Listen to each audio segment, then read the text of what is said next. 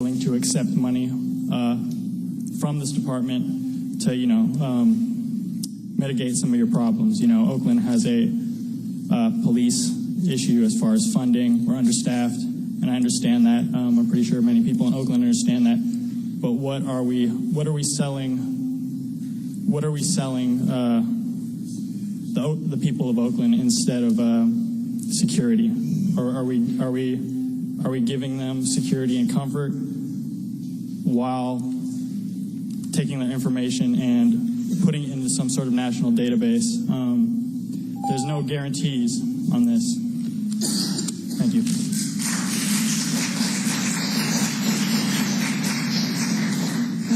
My name's Magdalena Kazmierczak.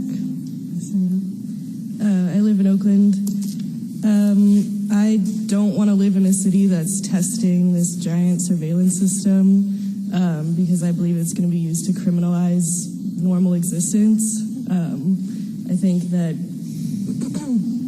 people who say no one has anything to fear unless they're doing something wrong are deluding themselves, because these tools of surveillance are going to be used to enforce laws that probably don't even exist yet. And once a system like this is in place, it's likely to only grow and not to be dismantled. Or that's what I've seen and what my experience is. Thank you. Thank you.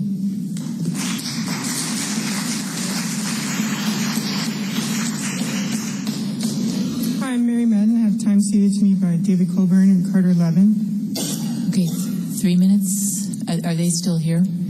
Hello, everyone. My name is Mary Madden. I would like to thank Oakland's anti-nuclear activist from the year 1988 for throwing a wrench in the city's spying plans. This is my third time speaking to you to ask you not to build this mass surveillance system. Once again, you've kept everyone waiting until the wee hours of the night and dwindled out opposition to make your decision to spy on everyone in Oakland and everyone passing through. Councilmember Brooks, you weren't here the last time I spoke. I shared a UK study that showed that surveillance unfairly targets people of color, women, and the poor, but your colleagues didn't care. The study showed that black people were 2.5 times more likely to be surveilled than whites. When black people were surveilled, they were surveilled for longer than whites. Homeless people were subjected to intense surveillance, and 1 out of 10 women were targeted for voyeuristic reasons by male camera operators. The Domain Awareness Center also targets the children of Oakland. In July, Council made an amendment that approval by this body would be required before the 700 school surveillance cameras could be piped into the DAC. In October, Renee Domingo told the New York Times that there are still plans to add this child surveillance to the DAC. You probably think the DAC will only be used in emergency situations and not used on protests. In an article for Public CEO, Renee Domingo wrote that DAC would in fact be used for protests. She said, and I quote, "Oakland's long history of civil discourse and protests adds to the need. The Oakland Emergency Operations Center has been partially or fully activated more than 30 times in the past 3 years to respond to large demonstrations and protests." So there you have it. Renee Domingo is working with the Department of Homeland Security to implement their goal of including fire departments in the domestic intelligence community. The Homeland Security Act of 2002 mandates a formal information sharing process between the DHS and fire departments. If you continue with this, you personally are fulfilling Homeland Security plans to turn our brave firefighters into spies. How much more clear can it be? The DAC will be used against marginalized populations and anyone who speaks out against injustice. And the DAC turns the Oakland Fire Department into spies. I ask you to stop the mass surveillance of all people of Oakland. Please do not do the bidding of the Department of Homeland Security.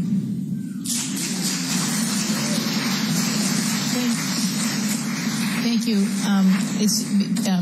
Before you start, I need a motion to extend the meeting past midnight. So moved. Okay, moved and seconded by McElhaney and called by consensus. I'm abstaining on behalf of my babysitter. Oh, okay. All right. Ma'am, you may go ahead. I'm speaking. Alana Green let me have her time because she had to leave because you took too long to get to this.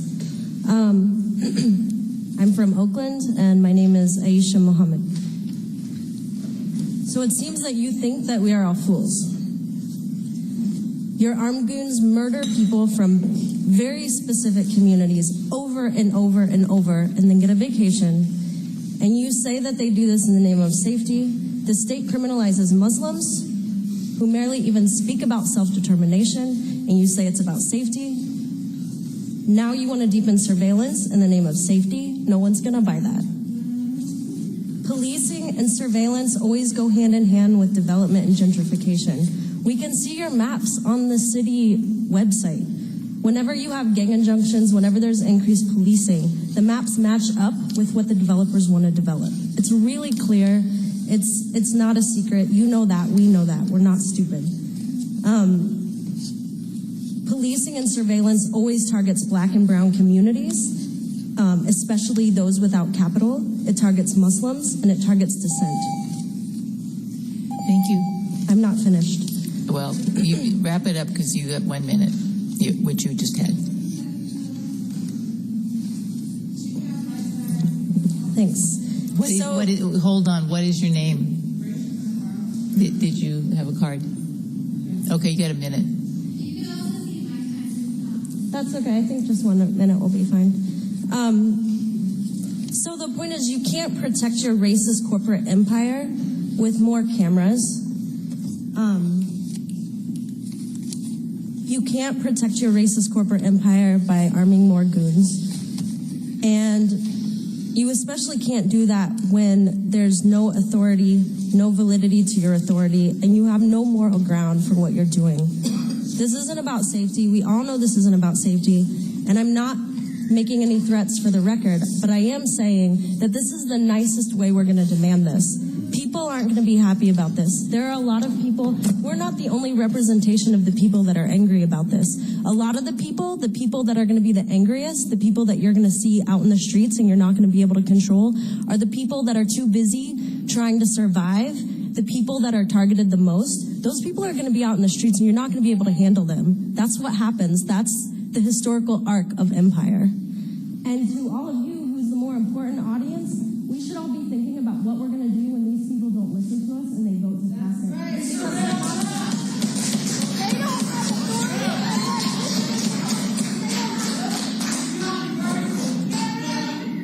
What is that, beer? Hi, my name is... Next speaker, please. Go ahead. Yeah, my name is Gary Jin. I live in apartment room 220, 634 15th Street, Ridge Hotel. I have to be so specific about this because I too have been the subject of surveillance that was actually conducted by people, not drones or anything, but that got me kicked out of Ohlone and City College. That's a separate issue, but what I'm here to talk about is that there are concerns that the Domain Awareness Center will further erode due process by including detention facilities in that center. There are so few, there's so few oversight even at this level that this had to be brought to the awareness, because there is a very real concern that the Department of Homeland Security will start basically picking people off of the street, and basically they won't even have the luxury of even seeing the Oakland Police Department, the inside of an Oakland Police Department jail. Thank you.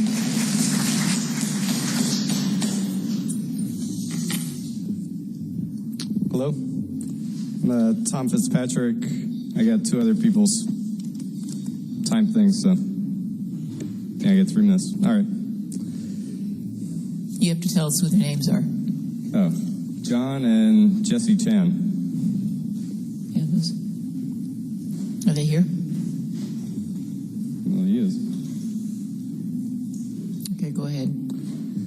Okay, so I want to start off with a proverb, and that's that a lazy man ruins nothing. You're better off doing nothing in this case, and I know that you have a reputation, and you want it to look like you're busy solving these problems. In this case, you're going to open up a Pandora's box that's going to be very difficult to dismantle once it's made and shown to be inept.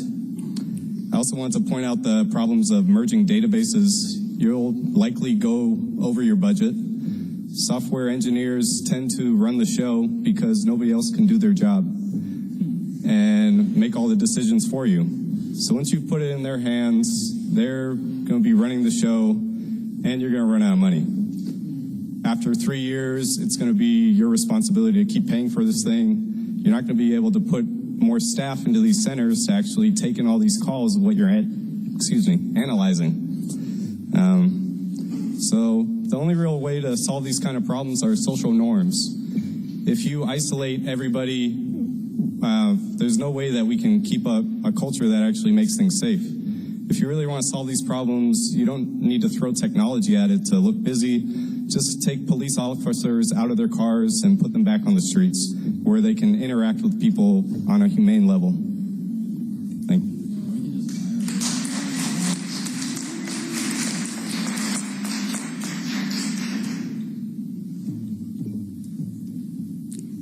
Hi, so this is not the first time that I've come before you to speak.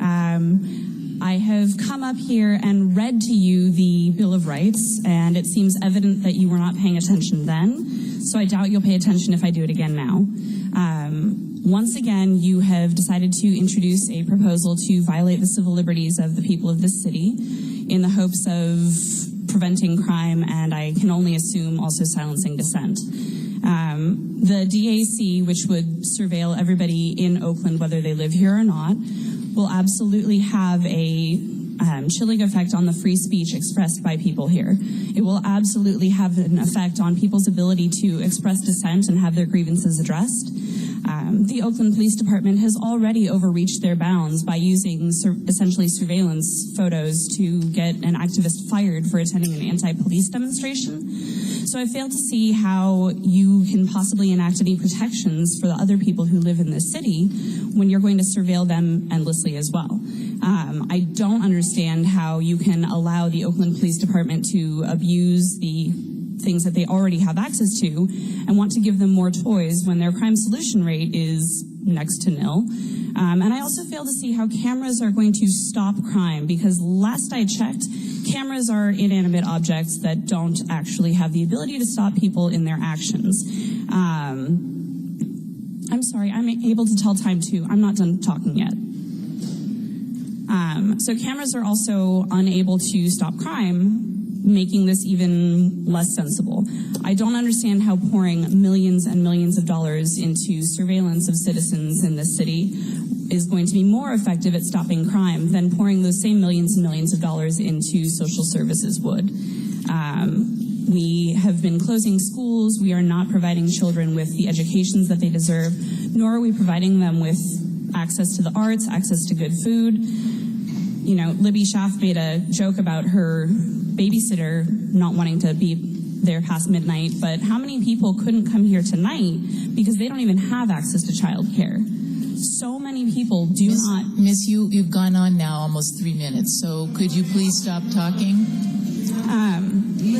We can stay here all night. That's fine, but you know, Right.